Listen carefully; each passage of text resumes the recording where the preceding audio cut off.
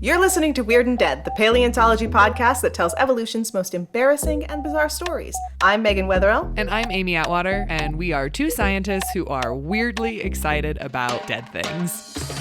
This is the episode that literally led to the creation of this podcast because we want to talk about this so bad. Like all the time. Two strangers at dinner parties, and we really needed a more appropriate venue. And this episode is all about the best preserved sturgeon fossil in the entire world and where it was discovered. Up the butt of a dinosaur. Our podcast talks about some disgusting things, so definitely do not eat while listening. But really, on this episode, we found a lot of incredible ways to describe buttholes and the things inside them, and it's a lot. So check the warnings in the description. There is a museum in Montana. I may or may not have worked for this museum at one time. That houses a spectacular fossil that the museum really shies away from talking about, which is I don't know why. It's an absolute shame. They'll tell you they'll tell you the good parts. They'll be like, it's a really well-preserved fossil, but they won't tell you why. This fossil has the specimen number of MOR 1184. It is a nearly complete sturgeon. So a big fish from the late Cretaceous. It's from a site that's about 78 million years old. Sturgeon are one of the oldest fish that we have. Their fossil record goes back like 120, 150 million years ago, which is really interesting on its own. But the fossil record of them is really scanty. It's not very good, mostly because even though sturgeon are fish, they are made up of mostly cartilage. They have like bony scutes, which are essentially like bony scales that are kind of like an armor kind of thing. And they've got like pectoral spines and stuff from their fins, but they're largely cartilage, which is why 1184 is so incredible, is that it is almost entirely preserved, and it's preserved in 3D.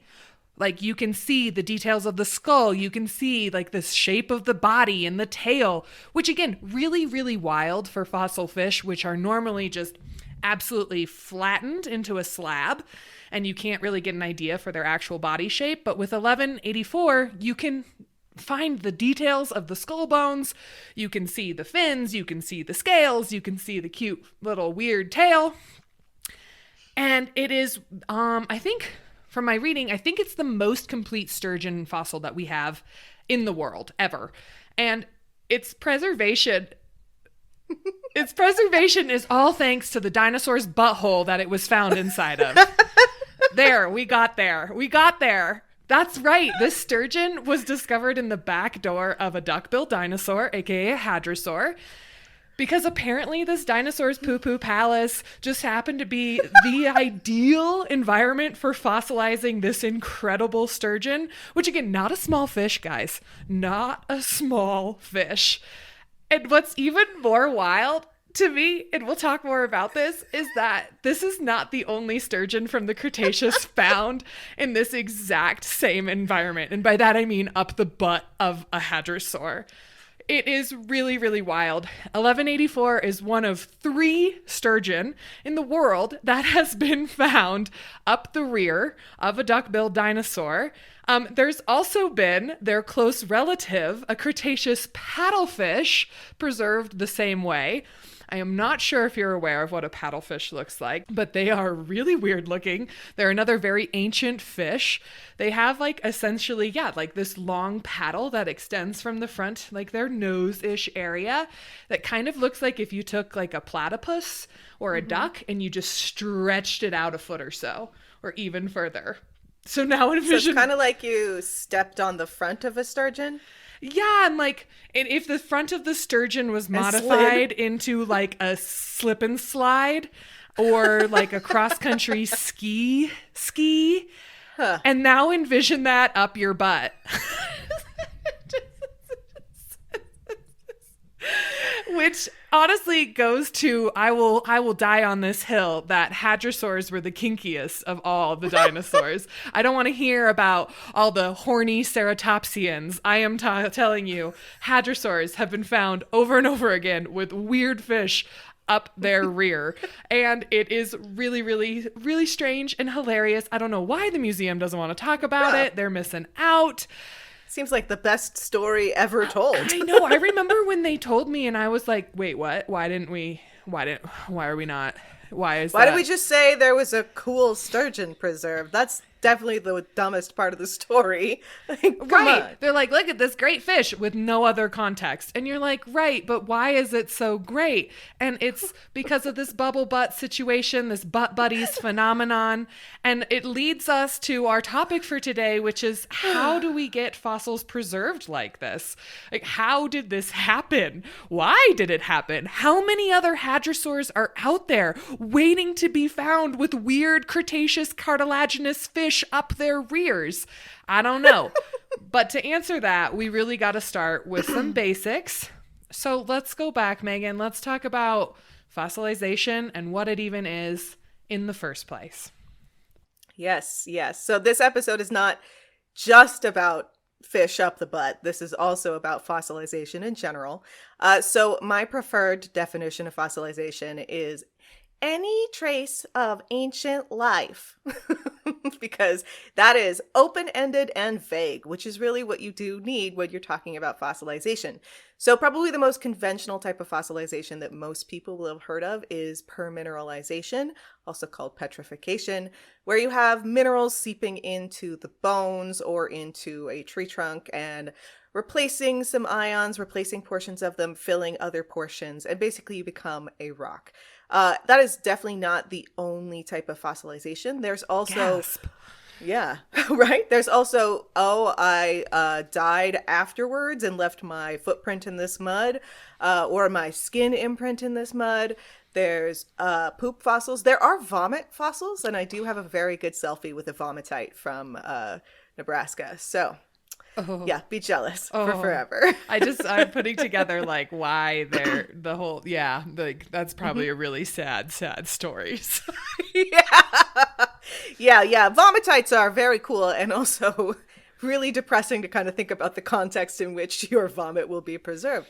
It's not like a fun night out. It's you're dying. Large scale catastrophe. Yes. Yeah. Sorry, college students. Your vomit isn't going to preserve in the same way, but I guess that's a good thing. Don't leave your mark that way.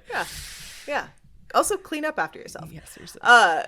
So you've got things like trace fossils and you've got imprints, which is a lot of times what you describe leaves. So leaves will leave more like carbonaceous imprints as well.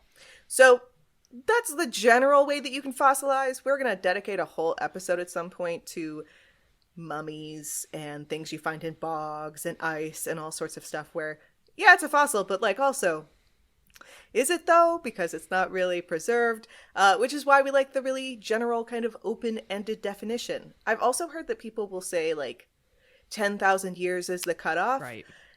That's arbitrary. Some things are considered fossils at that point and some things aren't.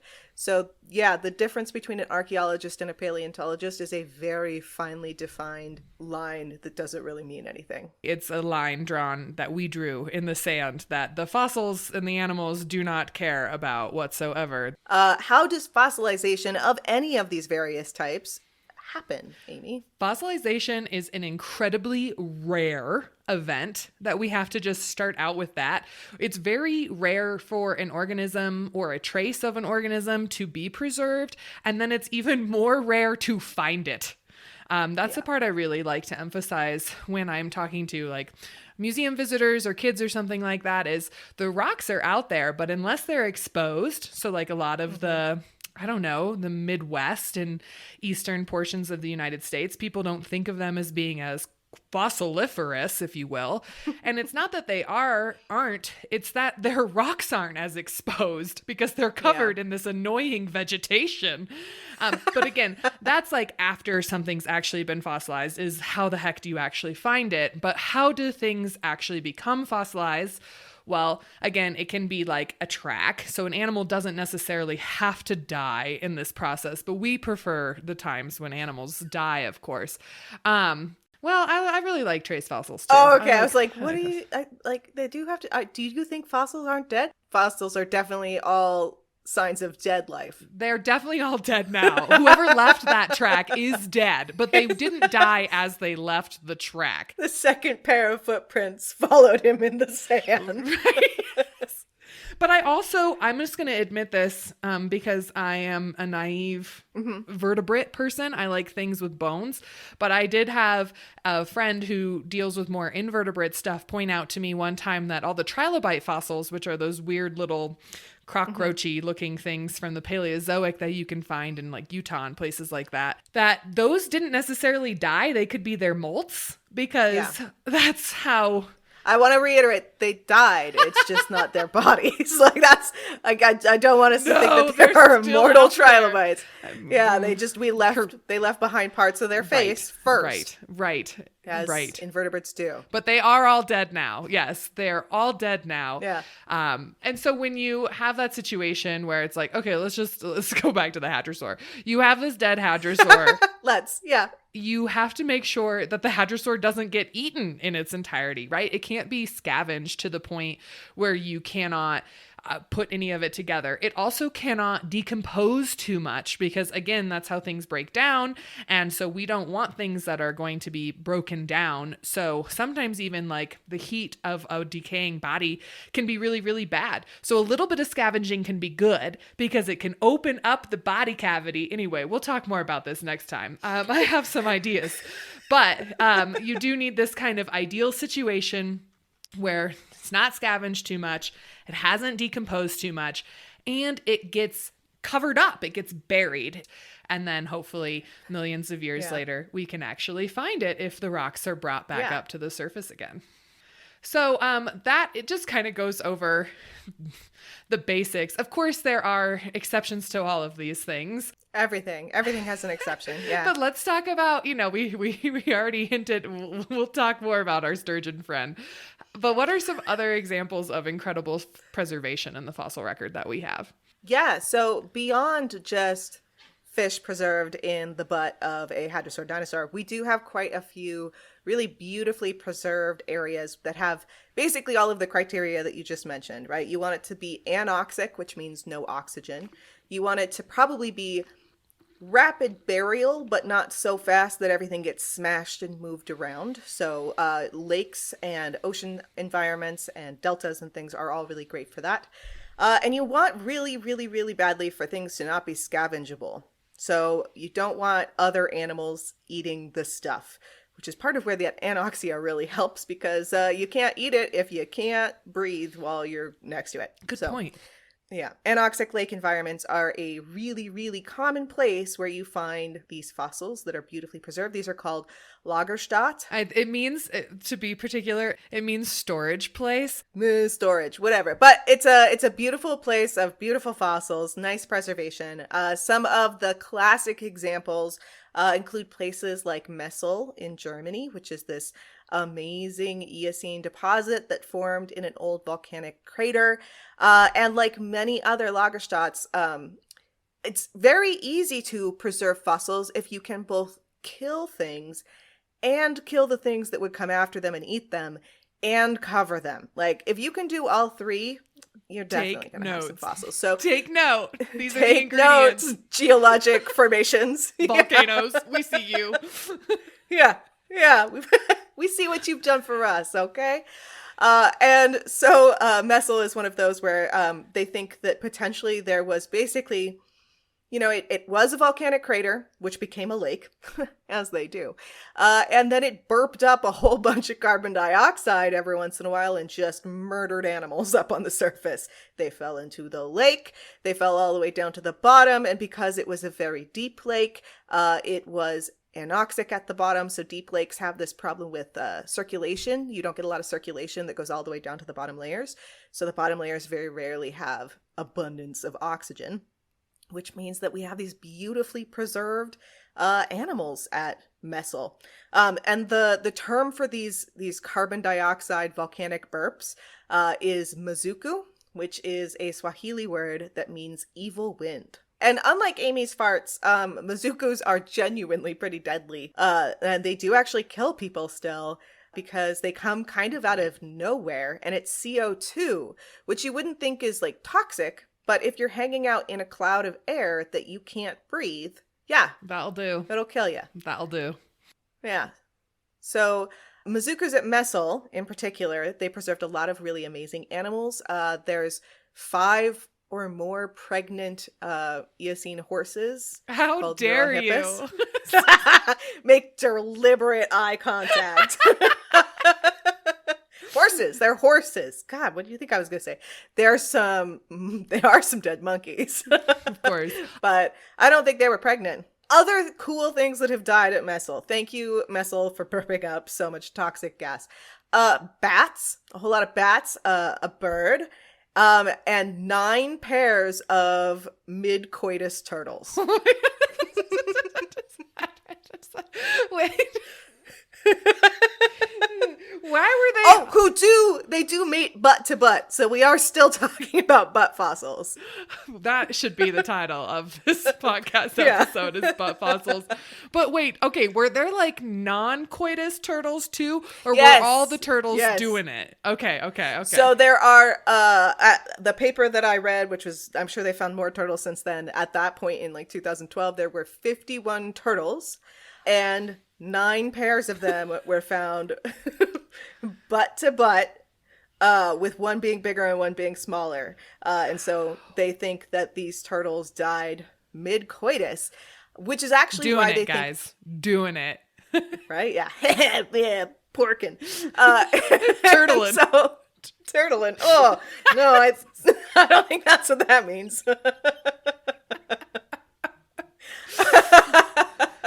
Anyway, so these turtles are actually part of why we think that it really was these carbon dioxide burps, because the other going theory, as something that has happened at other Lagerstätten, is that you get algae, and this algae creates algal blooms, and they basically release toxins into the water, so anything that drinks the water dies. But these turtles would have already been in the water, doing it for a while.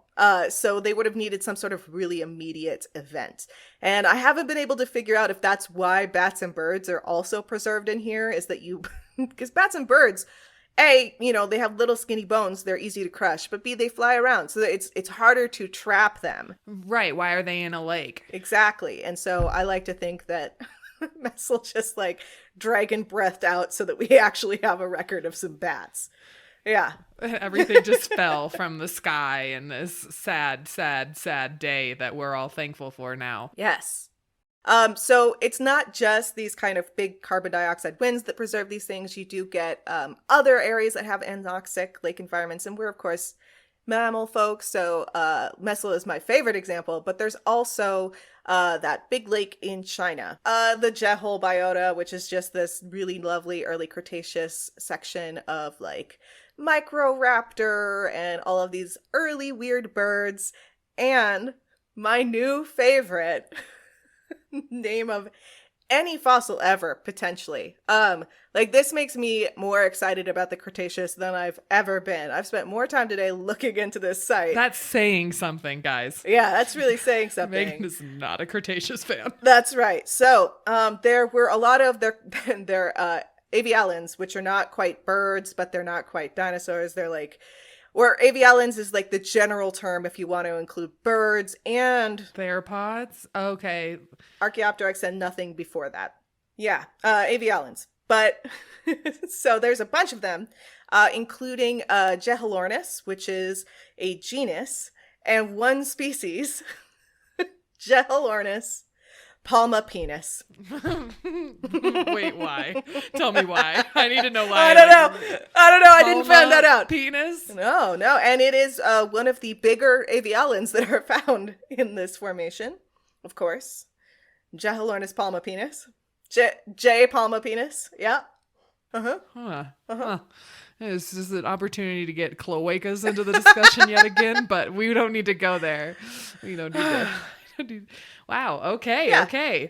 Okay. So we've got some cool. I mean, do we have any sites in like North America or the United States that, that have Jeholornis palmapenis? No. Yeah. Exactly. I think it's actually it's like a turkey-sized, not quite a bird, feathered thing that's known from the Jehol biota. But yeah. So there's a ton of Lagerstätten, and a lot of them, well, ton. Okay, there's not a ton. Fossils are rare. Yada yada yada yada. There's more Lagerstättens than there are complete sturgeon fossils. That is true, and that is a great segue.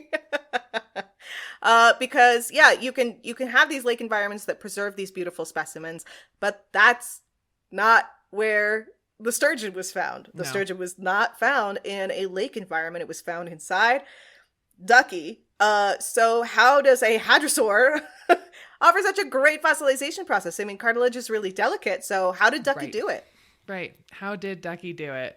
Well, I think that these are great conversations. I can't wait because I have so many lists of so many more euphemisms for poop hole to get into. So before we dive into that dark, dark black hole, let's take a short little break, shall we? Yes, let's take a break.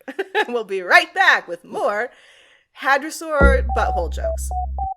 Looking for the perfect new nerdy addition to your wardrobe? How about fancy fossil shoes made by Megan herself? Her store, geopedalfabric.com, has all the best nice but niche footwear like trilobite high tops, how freaking cool, and mosasaur decorated lace-ups. Enter code WEIRDANDDEAD at checkout for 10% off your order.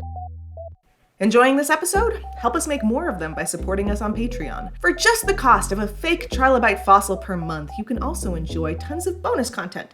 Outtakes, clips we couldn't fit in the show, and of course, you can suggest episodes for us to film next. Welcome back from what I presume is a super entertaining commercial break. And if you also would like to have us record an exciting commercial break for you, pay us. Before we left, we were discussing the excellently named, not quite a bird, Jeholornis palmapenis. Right, which yes. means palm-like tail. Okay. Right? Yeah, so that's what it is. And then we were going to get back into the discussion of how dead hadrosaur asses are the best possible place to preserve sturgeons.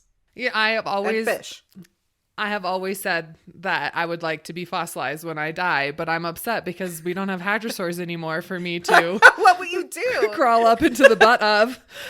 I've got cows. Do you want to try that one? I think I feel like they play a similar role in the ecosystem. Yeah. So I'd give it a shot. Miniature cows. I mean, cows, so. I don't know they'd be big enough. Anyway, we'll cross that bridge when my husband reads my will. So. Has to deal with it. But so now that we've gone over some of the basics of how do things fossilize, what kind of things fossilize, some incredible weird stuff that exists out there fossilized. Again, could you just imagine that some of your most embarrassing moments were preserved through like millennia? I find really that's the turtle that you picked? Okay. Exactly. Like, oh man, just be careful around volcanoes, everyone. Don't pick your nose. You might be preserved like that until the literally end of time.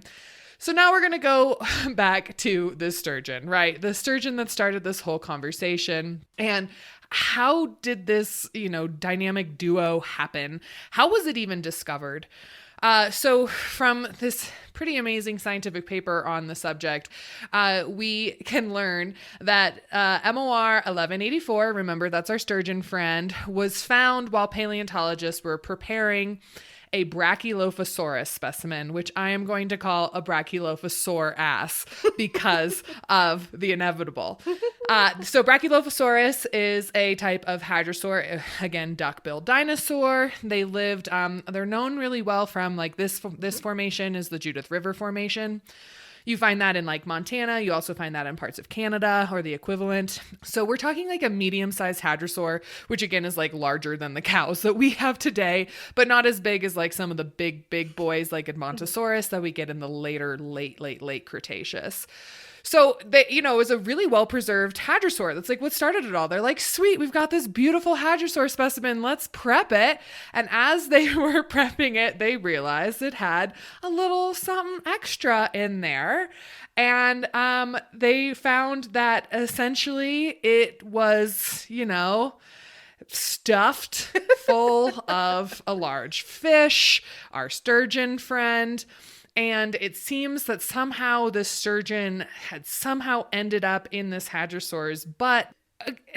So now we kind of go, how did this happen? Like, why? Again, like, I can understand coitus turtles a little bit more because coitus between animals of the same species makes sense. But having a hadrosaur and an unrelated, totally different group of animals found together consistently in this way, it doesn't seem as natural, but maybe it is. So the authors wrote that because of the delicate preservation and complete articulation, it is obvious that the fish was not eaten by the hadrosaur. So this wasn't a filet-o-fish sandwich that just, was swallowed whole and was like on its way out for its final resting place.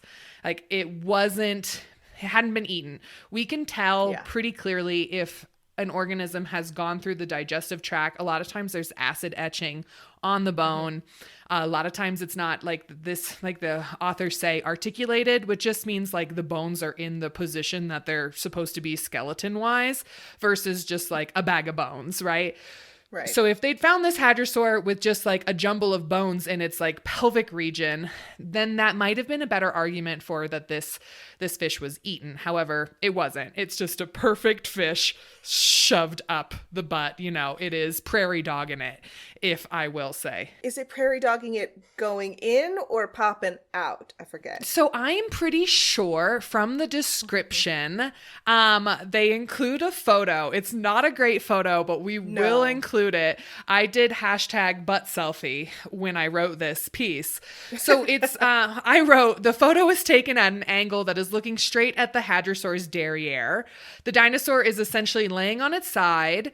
You can see like the tail is going off to the right. The legs with the pelvis are off to the left. The spine is in the background. And then right in the middle, in the foreground, is this little lump that is the sturgeon's head. Right. So it does look like the head is what is exiting and poking out of the grundle carriage. Like, just like, weird interspecies birth gone totally awry. Yeah. So it does seem to be that it's exiting and not entering. So I have this mental image of, you know how clownfish hide in anemones? Yes.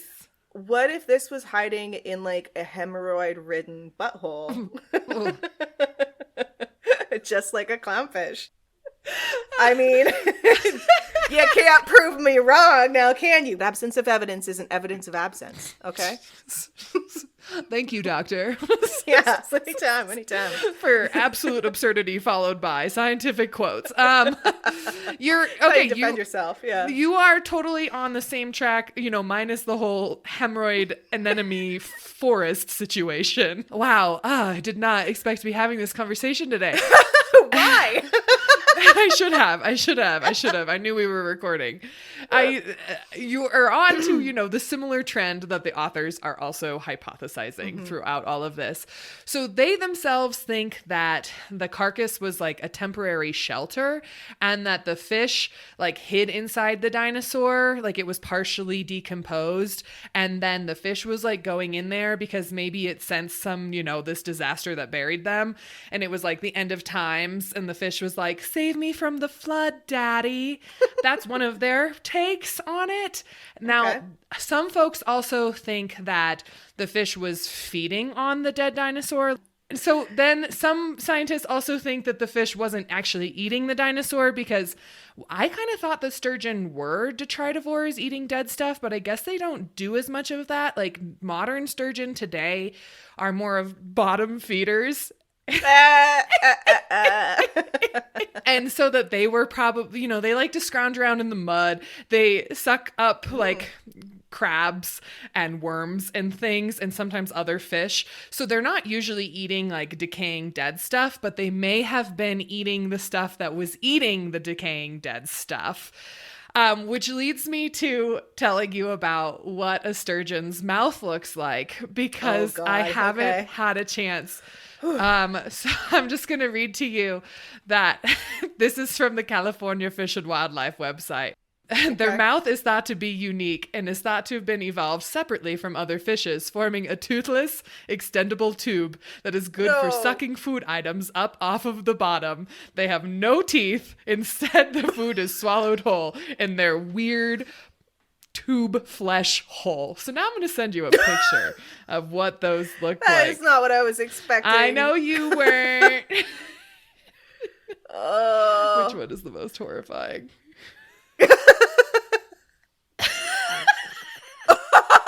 Oh my god. It looks like a ball sack. What the fuck? That first one, yeah, that first one's real veiny. Oh no. Do you want to describe what you're seeing here? Like how I would think of this as like if you attached like a flesh slinky to the bottom of a plunger. A flesh slinky feels more generous than what I'm seeing here. First off, I forgot that sturgeon have tentacles like catfish. Yeah, so, they have little barbels. It's these, for feeling stuff out. I mean, this photo looks like a man is holding something vaguely resembling a fish that has tentacles, and somebody has stitched a set of blue ball sacks to its face. And it's cut off at the bottom, so I can't see the opening, and I don't know if that's good or bad. So that's the first photo you sent me. Oh, shit, there's more. Okay. I gotta scroll up a little bit. Let's do these in chronological order. Nope, don't love that. Like, it's kind of a pixelated photo, but I think that's worse. We will post all of these photos so that you can have nightmares just like I will have tonight when you think about this shoved up the butt of a dinosaur. But everyone, we will post these photos. You don't even have to wait. Just Google it on your phone right now of sturgeon mouth and you can understand. I think we did a pretty good job explaining how, what they looks like. So yeah, so that's another option, is that maybe the sturgeon was just feeding on and around the Hadrosaurus derriere or within. Like, again, if this is like the hadrosaur is decomposing in a way, it wouldn't be the way we're necessarily envisioning it. Like, it might have been a little bit more open. But for whatever reason, in deep time, it did get preserved between the cheeks. And then there is also another hypothesis that the fish wasn't feeding on or around its dinosaur friend at all, but that it was actually had already died, and that the water current from the river had just dragged this recently dead fish into this dead hadrosaur's rib cage. It's like I tripped and I slipped and I fell into your butthole. Like, I don't buy that one at all. It's more like, I tripped, I died, and my rotting corpse fell into your butthole, which is also rotting. Oh my God, no one's going to listen to this. This is horrifying. I hope no one is listening to this immediately prior to or during I'm so a meal. Sorry. Oh gosh. And yes, so then we have this dead fish that essentially gets caught in this creepy net of a rib cage, and the head just pops out between the cheeks as they're both buried together for all of time, you know. Butthole buddies for forever. So yeah. Cloaca technically, right? Like, not just a butthole, multifunctional butthole. we should have been calling this cloaca the entire episode. It's just not nearly as entertaining. Oh, we'll have to put a trigger warning for incorrect usage of the term butthole. It's true. We're mammal paleontologists. We're used to multiple holes down there. Okay? It's weird. It's weird. But yeah, you're right. Oh, see, I could have mentioned cloacas this whole time. Yeah. Don't hold back. Yeah. And apparently it just was the perfect environment. They literally wrote in the description of, like, as they prepped it, they were like, yes, the specimen was so complete and the 3D preservation was all because of the soft, loosely sandstone matrix. And I was like, oh, just like the connection of these words with this area of anatomy is very, very funny. But because of this loose matrix, they were literally able to dissect the specimen to understand how all of the delicate bones of the skull articulate together, which has never really been feasible before because the specimens have just never been preserved well enough to understand. So, I mean, it's really, really important for sturgeon evolution and like fish scientists. But really, guys, it just is really, really, really funny to me. I find it hilarious. Yeah. And they go on to essentially thank, in a scientific way, all of the hadrosaurs out there for giving up the goods. They have like a sentence in their paper.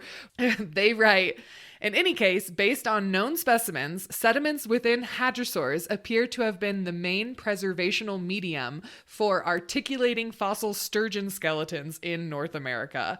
So this is essentially an acknowledgement section to Hadrosaur cloaca, far and wide, because they have preserved the best examples of fossil sturgeon.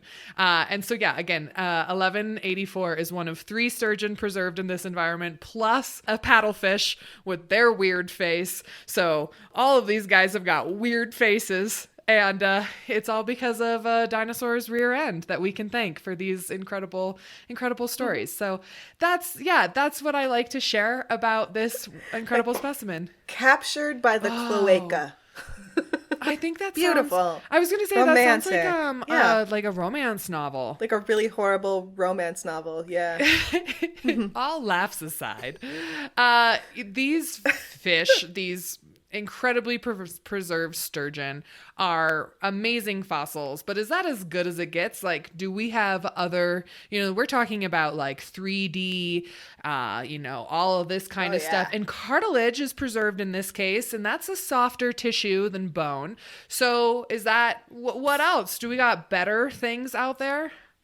Oh my goodness. Yeah, it gets so much better than cartilaginous fish that have a tube sock of flesh. Sock. That's it. That's what I've been waiting for. Tube sock. Yeah.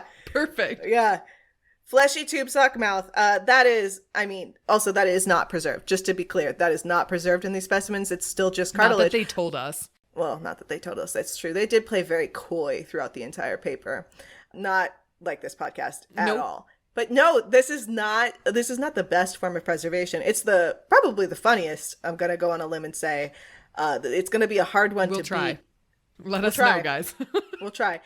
But on another episode, we're going to talk all about preservation of organic material. We're talking mummies. We're talking whatever you call them when they're mummies, but they're in ice. We're talking bogs, amber. On another episode, because it deserves clearly a whole line of jokes dedicated to it alone. Thank you for listening. If you liked the podcast, be sure to rate and review us on your listening platform of choice. We really, really, really appreciate it. If you'd like to hear more and support the show, you can follow us on Patreon for some exclusive bits, or on our various social media platforms. You can follow Amy on Instagram at Mary Anning's Revenge. And Megan on Instagram and TikTok as Geopedal Fabric, or both of us at Weird and Dead on Instagram and TikTok. This podcast is brought to you by the Geology Podcasting Network, produced by The Traveling Geologist, aka Chris Spencer. Our theme song is Unlock Me by Praz Canal. You can follow them on Spotify, PRAZKHANAL. Cover art was provided by Chris Spencer and the hosts. Editing services were provided by Abby Jansen and Chris Spencer, and a little bit of us as well. And this has been hosted and researched by us, Amy Atwater and Megan Weatherall. Thank you for listening. No preserved hemorrhoids, though, so far.